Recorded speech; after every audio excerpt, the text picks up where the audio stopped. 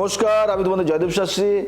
আন্তর্জাতিক মাতৃভাষা দিবস, আন্তর্জাতিক মাতৃভাষা দিবস, ইন্টারন্যাশনাল মাদার ল্যাঙ্গুয়েজ ডে হলো একটি বিশ্বব্যাপী দিন যা প্রতি বছর 21শে ফেব্রুয়ারি পালন করা হয়। এই দিনটি ভাষার অধিকারের প্রতি শ্রদ্ধা নিবেদনের পাশাপাশি 1952 সালের ভাষা আন্দোলনের শহীদের স্মরণের পালন করা হয়। আন্তর্জাতিক মাতৃভাষা দিবসের নিয়ে একটা ইতিহাস বলি তোমাদেরকে।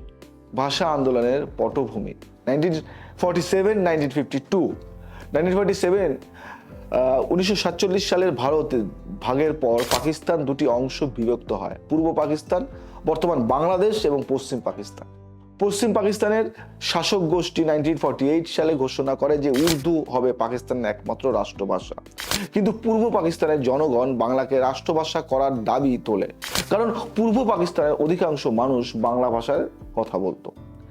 এই সিদ্ধান্তের বিরুদ্ধে 1948 থেকেই ছাত্র ও সাধারণ জনগণ প্রতিবাদ শুরু করে। 21শে ফেব্রুয়ারি 1952 শহীদদের আত্মত্যাগ। 1952 সালে 21শে ফেব্রুয়ারি ঢাকার রাজপথে ছাত্ররা বাংলাকে রাষ্ট্রভাষা করার দাবিতে আন্দোলনে নামে। পাকিস্তানি পুলিশ তাদের দমন করার জন্য গুলি চালায়। এতে সালাম, রফিক, বরকত, জব্বার, সাফিউর সহ অনেক তরুণ নিহত হন। এই আত্মত্যাগের ফলে 1956 সালে বাংলা পাকিস্তানের অন্যতম রাষ্ট্রভাষা হিসেবে স্বীকৃতি হয়। আন্তর্জাতিক মাতৃভাষা দিবসের ঘোষণার কাহিনীটা শুনবে। 1999 সালে বাংলাদেশ সরকার জাতিসংঘের শিক্ষা, বিজ্ঞান ও সাংস্কৃতিক সংস্থাতে প্রস্তাব উত্থাপন করে যাতে 21শে ফেব্রুয়ারি আন্তর্জাতিক মাতৃভাষা দিবস হিসেবে স্বীকৃতি দেওয়া হয়। 178টি দেশের সমর্থনে 17 নভেম্বর 1999 সালে এই প্রস্তাব গ্রহণ করে। 2000 সাল থেকে বিশ্বব্যাপী 21শে ফেব্রুয়ারি আন্তর্জাতিক মাতৃভাষা দিবস হিসেবে পালিত হচ্ছে। এই দিনে কি হয় এটা জানতে ইচ্ছা করে না? একদম। শহীদ মিনারের ভাষা শহীদের শ্রদ্ধা জানানো হয়। এটা বাংলাদেশে বিভিন্ন শিক্ষা প্রতিষ্ঠান ও সাংস্কৃতিক সংগঠন ভাষা প্রতি শ্রদ্ধা জানিয়ে অনুষ্ঠানের আয়োজন করে। বিশেষ করে ঢাকার কেন্দ্রীয় শহীদ মিনারে ফুল দেওয়ার মাধ্যমে ভাষা শহীদের স্মরণ করা হয়। জাতীয় পতাকা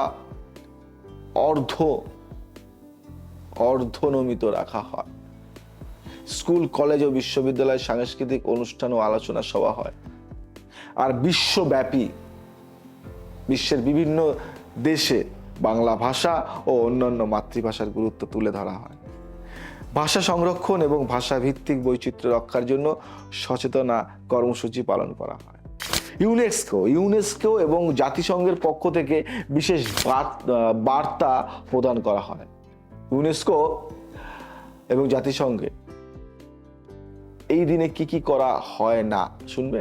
এই দিনে বিনোদনমূলক কার্যক্রম বা উচ্চ শব্দে সঙ্গীত বাজানোর বারণ। কিন্তু আমরা কোথায় মানি? আমরা করাটা কিন্তু উচিত নয়। এটি একটি শোকের দিন হওয়ায় আনন্দ উৎসবের পরিবর্তে গম্ভীর পরিবেশ বজায় রাখা হয়। ভাষা শহীদের প্রতি অসম্মানজনক কোনো কাজ করা হয় না। ভাষা আন্দোলনের ফলাফল অনেকের জানা আছে বা গুরুত্বটাও জানা আছে। বাংলা রাষ্ট্রভাষা স্বীকৃত 1956 সালে বাংলা পাকিস্তানের অন্যতম রাষ্ট্রভাষা হিসেবে স্বীকৃত হয়। বাংলাদেশের স্বাধীনতার ভিত্তি ভাষা আন্দোলনের পরবর্তীতে 1971 সালের মুক্তিযুদ্ধের মূল প্রেরণা হয়ে ওঠে। জাতীয় ঐক্যের প্রতীক বাংলা ভাষার জন্য আন্দোলন বাঙালির জাতীয় চেতনার মূল ভিত্তি তৈরি করে। বিশ্বব্যাপী প্রভাব বিভিন্ন জাতি তাদের নিজস্ব ভাষার গুরুত্ব অনুধাবন করে। ভাষার বৈচিত্র্য সংরক্ষণের বিষয়ে সচেতনতা বৃদ্ধি পায়। জাতীয় সংঘ ও অন্যান্য আন্তর্জাতিক সংস্থা মাতৃভাষার উন্নয়নের গুরুত্ব দেওয়া শুরু করে। বুঝলে? আন্তর্জাতিক মাতৃভাষা দিবস শুধু একটি দিন নয়, এটি ভাষার জন্য আত্মত্যাগের এক মহান প্রতীক। ভাষা আন্দোলনের শহীদের রক্তের বিনিময়ে আজ বাংলা ভাষা তার নিজস্ব মর্যাদা পেয়েছে। এই দিনটি বিশ্বব্যাপী ভাষার অধিকার, সাংস্কৃতিক বৈচিত্র্য ও ভাষা সংরক্ষণের গুরুত্ব তুলে ধরে। এই প্রোগ্রামটি, এই অনুষ্ঠানটি, এই তথ্যটি আমাদের অ্যাস্ট্রোলজিতে বা আমাদের জ্যোতিষশাস্ত্রের বাইরে। এটা হলো আমার দেশ, আমার ভাষা, সেই ভাষার প্রতি শ্রদ্ধা এবং ভালোবাসার জন্য এই তথ্যটি আপনাদেরকে জানানো।